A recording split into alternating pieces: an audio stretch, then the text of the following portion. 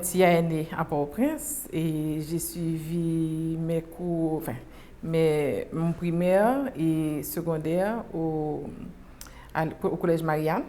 Et ensuite, je suis partie pour les États-Unis. Et au fait, c'était pour apprendre la danse. C'était mon rêve de rentrer et Martha Graham School, Dance School. Mais comme tous les parents haïtiens, c'était défendu. Donc, je devais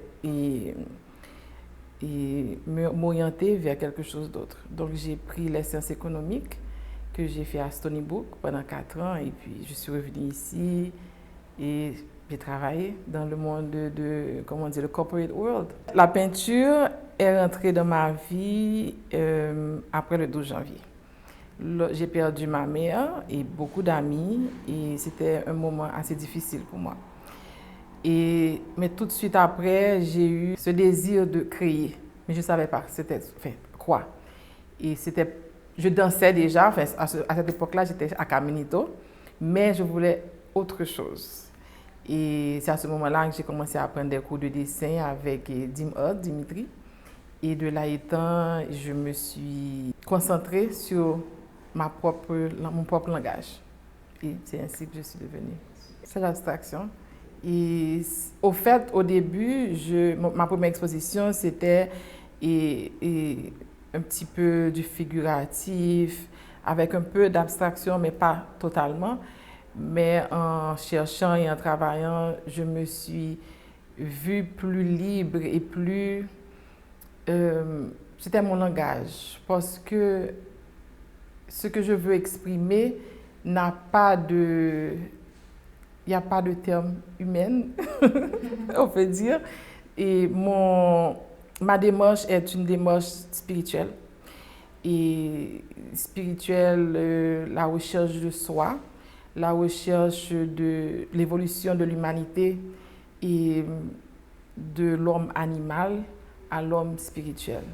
Donc c'est un sujet assez vaste et que je ne pense pas que je pourrai jamais cerner totalement, même dans cette vie. Pendant le confinement, il y a une série que j'ai faite, que j'ai exposée. Et tout de suite après, je l'ai appelée « Mon papa Lisa sorti d'un enfer noir ». Et c'était un cri, effectivement, dans cette série. Et on va voir un peu de noirceur.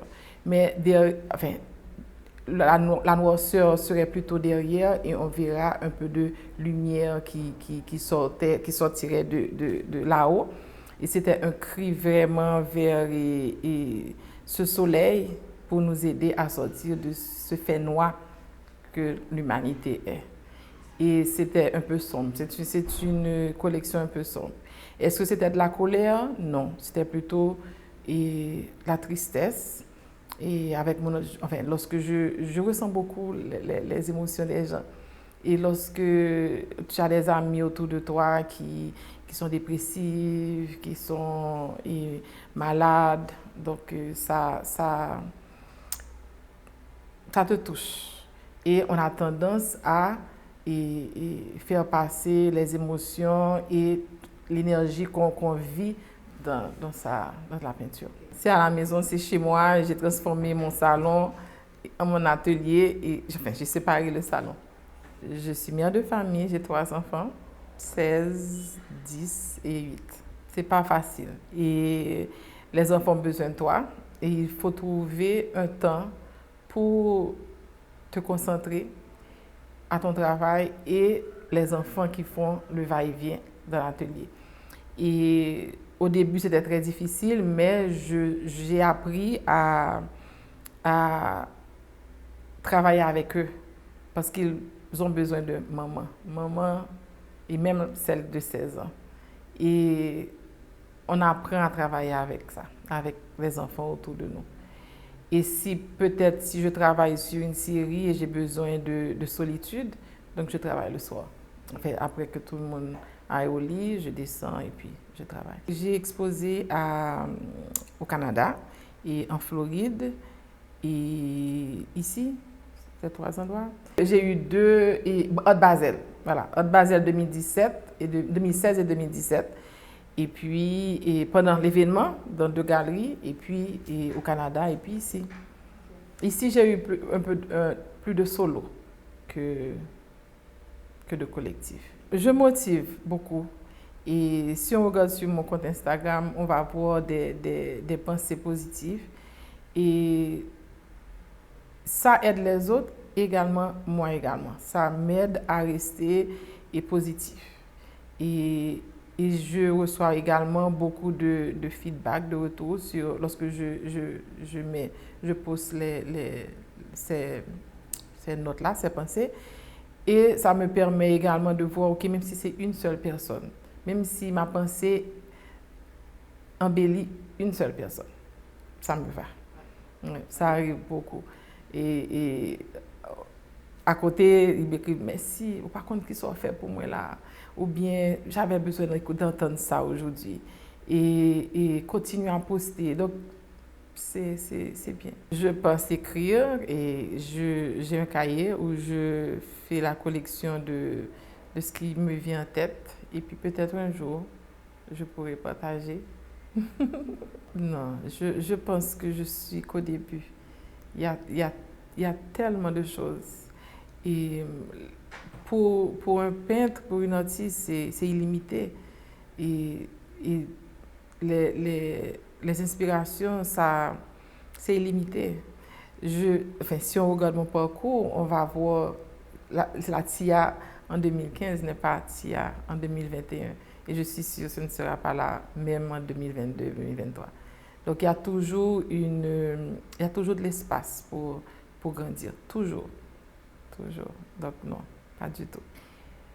Vous savez, nous sommes tous nés artistes.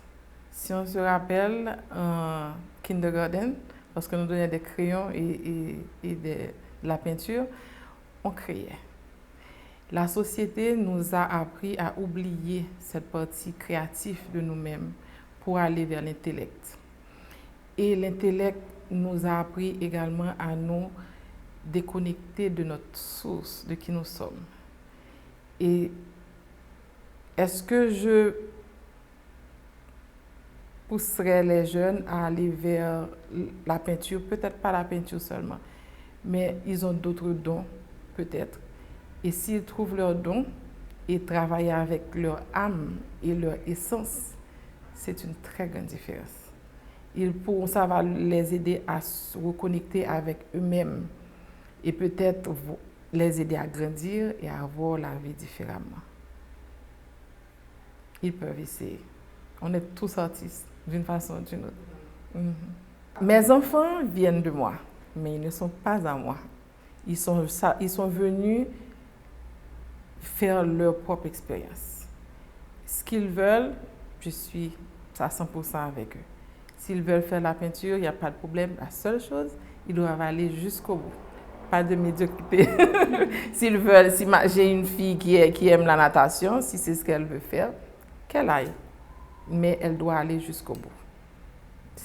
Moi, je n'impose pas à mes enfants je veux que tu sois médecin. Et puis, c'est fini. Ces affaires-là, c'est fini. C'est la fin d'un temps maintenant. C'est le retour à nous, à notre originalité. Chaque personne est originale. Il n'y a pas deux comme toi, il n'y a pas deux comme moi, il n'y a pas deux comme lui. Et si on prenait le temps de cesser de voir d'abord, de voir le cadeau avec lequel nous sommes venus avec un cadeau. Quelque chose d'unique. La trouver et la mettre au service de l'humanité, ce serait extraordinaire. Et cesser de suivre un courant, cesser d'être, je vais les appeler des zombies, parce que tout le monde va je ne sais pas moi, au collège, donc c'est la normale, on doit aller au collège, parce que la société nous dit qu'on doit aller au collège. Il y a des gens qui réussissent sans aller au collège. Il y a des gens qui explosent sans aller au collège. Donc, si on veut être médecin, on a l'appel, on sent que c'est ce qu'on veut, vous allez à l'école, vous allez devenir médecin.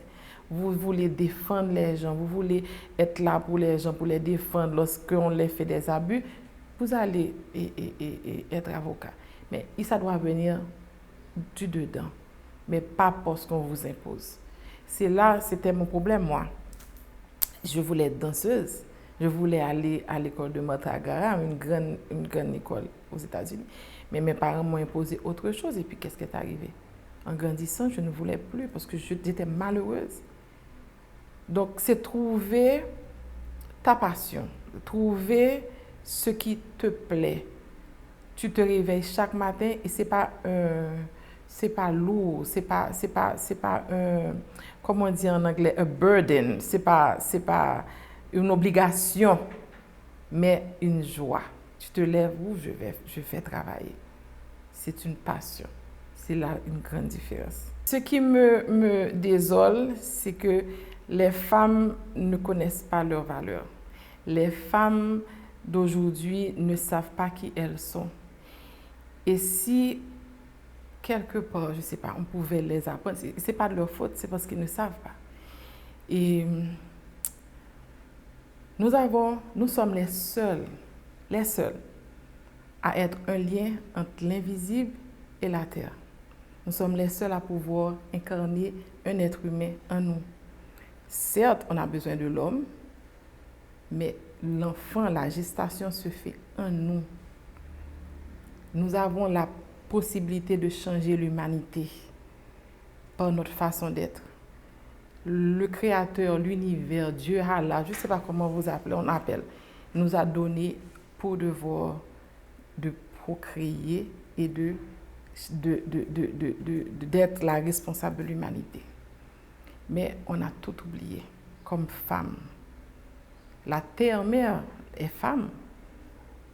Elle nous donne à manger, elle nous nourrit, mais on ne comprend rien.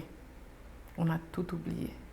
Si les jeunes filles pouvaient prendre le temps de s'aimer, c'est parce qu'elles ne s'aiment pas. Elles verront qui elles sont. Apprendre à nous aimer, nous comme femmes, comme nous sommes, ça, nous avons fait magie. Mais ce n'est pas le cas. Et ce n'est pas de leur faute. Il faut que quelqu'un les enseigne, il faut que quelqu'un les apprenne qui elles sont. Elles ne savent pas qui elles sont.